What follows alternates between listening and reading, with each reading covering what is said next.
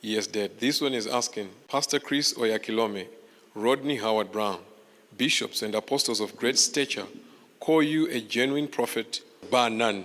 The question then here is, have you ever gotten any prophecy wrong? I think it depends on what you call wrong. Okay, let me say this. I've gotten all the prophecies you know, right? Yes. Right. Yes. I don't have, let me start by kind of putting a disclaimer. I'm by no means saying prophets always get it correct.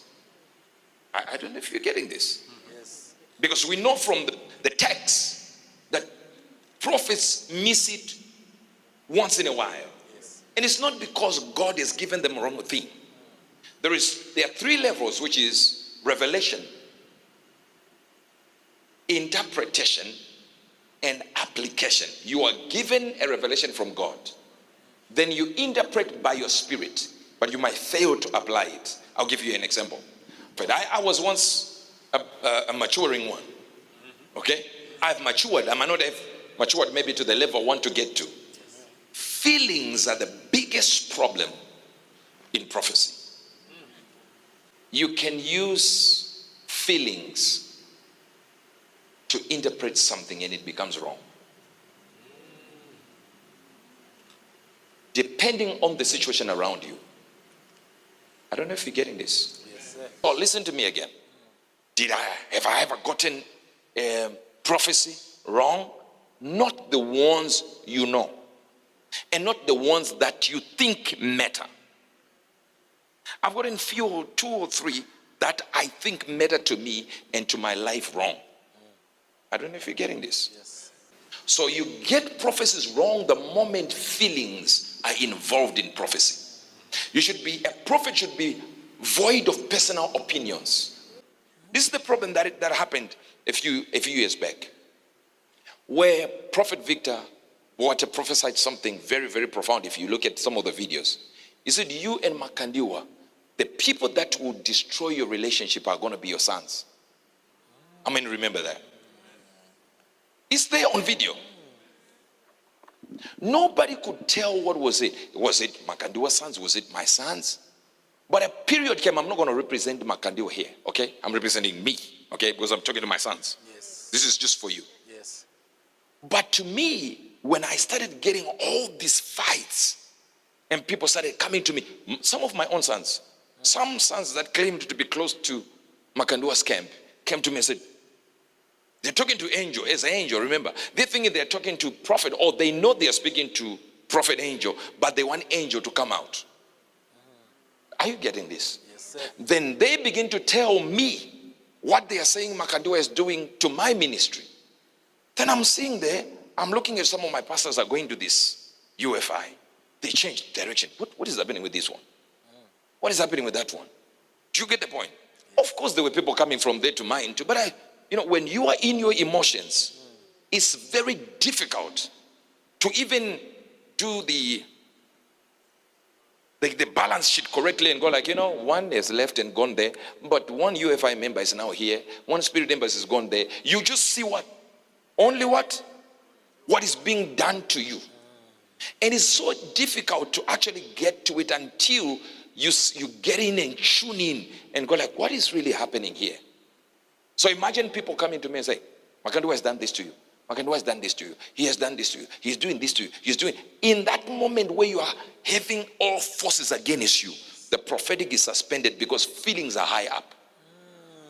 And when the prophetic, hear this, I'm telling you here, as my children, the prophetic is what? Is at a high level, but your feelings have blinded the prophetic. Remember, a prophet should be void of personal opinions. Yes. So you are hearing men you think you should trust telling you something contrary to what you know about Makandiwa. I don't know if you're getting this. Yes. So here it is. I knew Prophet Makandiwa before he started the church. Wow. Exactly. It was in the denomination. I don't know if you're getting this. Yes. That is the time I knew him. Hello? Yes. Exactly. Now, from that stage of knowing him, I'm having a problem of, okay, I know him, and the people who are now bringing me news don't know him, but at that time, I'm being fought on all corners. Do you get what I'm trying to say? Yes. If I maintained my prophetic purity, I would stay in the same zone and say, okay, I know Makandiwa who doesn't do this. Makandiwa who has no girlfriend, no nothing. This is the Makandiwa I know. The Makandiwa that I know is a person who doesn't fight people and would not even dare fight me. Do you understand the point? But because the zone I'm in, I'm not giving excuses, I'm trying to show you that when you zone into the feelings, no matter how big you are in the prophetic, you can be the father of the modern day prophetic movement. You can be Jacob and Elijah and Elisha joined together with Jesus on top. I'm telling you the truth now. You will always miss a prophecy. So people come to him, oh, Makandiwa is like this. You know, he's fighting you, but we have this thing that he's doing. You know, you end up talking things that are not true, using your own mouth. Contrary to what you already know, the man is like. Number one, anger. Number two, emotions. Number three, you are in a tight corner. And number four, you can no longer hear God in that moment. So this is now a center where you are and you go like, wait a minute. I know this guy is not like this. But these people who are saying he's attacking me are showing me another type of men that I don't know. But guess what? In that moment, everything that these people are saying to me is turning out to be correct. He's going to do this to you. He's going to do this to you. 2 weeks, it happens. What's happening? So this guy is involved. But meanwhile, he's not involved. But because this is what you feel at that moment, every spear is aimed at you and is coming towards you. And you're just being shot from every direction. You don't know what's happening. And the people that are predicting the fights might be the ones actually causing it. I always say to people, hear me well, so that I digress. Many times people who come to you to report someone else are the people who are doing it. Yes. Because, trust me, while they were hearing that Makandiwa is doing this, why didn't they stop him? Yes. Why come and tell me he's doing this instead of saying, prophet, this is not godly, let's stop this. That means they were doing it and they did it on their own. But remember, at that time, I only have like maybe 2 weeks where I'm under fire. Everyone is throwing a spear. Everyone is darts everywhere. So guess what? You begin to speak things yourself. I had to speak things that I knew were contrary to the person I knew based on feelings. You see, listen to this. I can move on my own and still prosper. Makandiwa can move on his own and still prosper. But when we were two like this, we showed Christianity that there is a certain bond. I don't know if you're getting what I'm trying to say. Yes, we showed Christians that there was a certain bond that is beyond. So a benefit to Christianity was harmed because I listened to somebody. I'm not saying he never listened to someone. Do you get the point? Remember, here I'm talking about me. Are you getting this? Yes. And I'm answering that question, but I want to use an example that you know.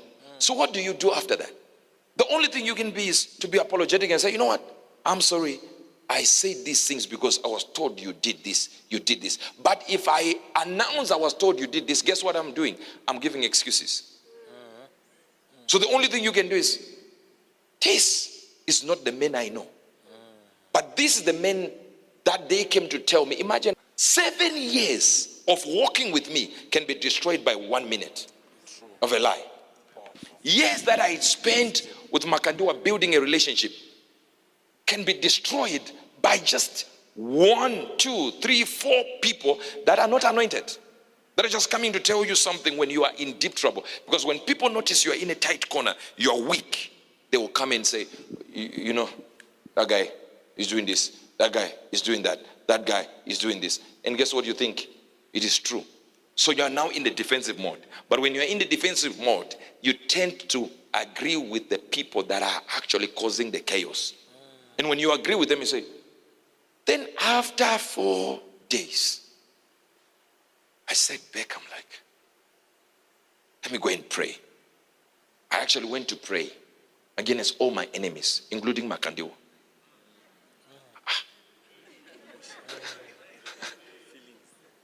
That's when God said, no, he's not involved.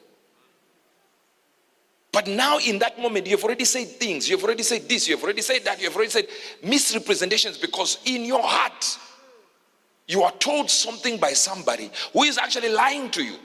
Not because you believe it. Because you wouldn't believe it, because let me just explain to you what me and Makandiwa are like. From any location, I don't care what it is, we'll just be the two of us. Whether it's hunting, whether we can, I would go to his house until what? Maybe 5 a.m. And that's it. It's 3 hours of sleeping. We are together again. Doing whatever we're doing. That's it. But that can be hindered by just a few minutes of somebody telling you a lie that you have to believe. I don't know if you understand this. Yes, sir. And the only solution you have in that case is to say, you know what? I'm sorry for saying this, and I'm sorry for believing what enemies told me. But if you use that, guess what? You have given an excuse. Because an excuse should be just an excuse. You said misrepresentations. For what reason? You have your reasons. You have this, but based on feelings. Imagine being a head. And the people you can listen to are telling you it's one person. And those people have never told you anything before. You are the one prophesying to them every day.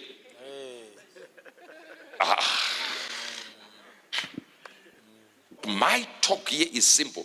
You use feelings, you destroy what could benefit Christianity. You destroy what could benefit Christianity. Yes. What's the next question? Thank you, Dad. Thank you very much, sir. You're welcome. And I have to tell you, as ministers, be ready to say, you know what? I was wrong here. I spoke misrepresentation. I misrepresented somebody who was of a pure heart. You have to be open enough to actually utter those words. Thank you, Prophet. One is asking, is it possible to walk in purity like as a man of God? Remember what I told you again on that. Purity is not a perception, it's a reality. Amen. The idea that there are no people who are pure on earth is a lie. I think I was talking about my brother Makandiwa here. They were telling you, I moved with him for a long time. For me, in that period that I know, and the one I know prophetically, all right, there was a certain level of impeccable purity, I can call it, in the way I know him. To the point that if you look in my book called, I believe it's Praying for the Impossible, where I was talking about how we co-shared impartations. How I gained from him and how he gained from me, and what he gained from me and what I gained from him. And some of the things that I mentioned there was integrity in ministry. This is the truth. You ask the question, why would Ubert Angel with his prophetic capacities soar into Pastor Chris or soar into Makandiwa's integrity?